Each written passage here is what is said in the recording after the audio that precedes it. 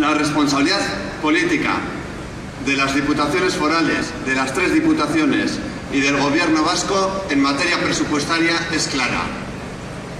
Todos tienen que ver con lo que pasa con los impuestos y con lo que pasa con la política presupuestaria. Lo mismo ocurre en el caso del Gobierno de Navarra.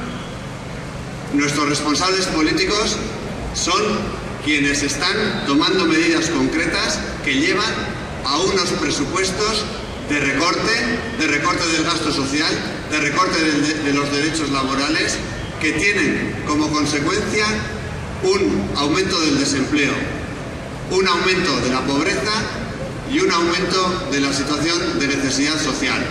Los presupuestos de recorte agravan la recesión con lo que todo ello conlleva.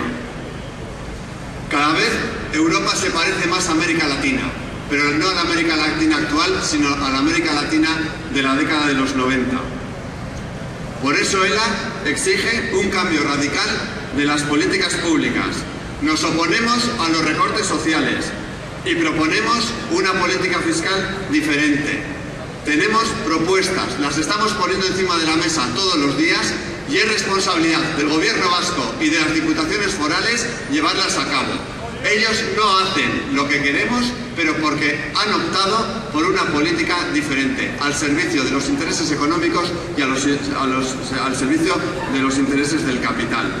Se puede hacer otra cosa, se puede luchar contra el fraude fiscal, se puede volver atrás las reformas fiscales aplicadas en los últimos años que han supuesto una rebaja de los impuestos que pagan las empresas, el capital y las rentas altas. Pueden hacerlo, pero no quieren. Y se puede hacer una política presupuestaria diferente.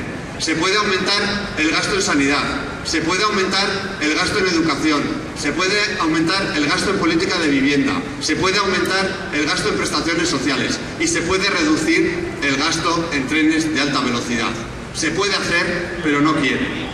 Por eso ELA exige que tiene que haber una política diferente y el único camino que nos queda para ello es la sensibilización, explicar a la gente lo que está pasando y movilizarnos como estamos haciendo hoy. Esta movilización es parte de un camino que estamos siguiendo y que vamos a seguir en el futuro.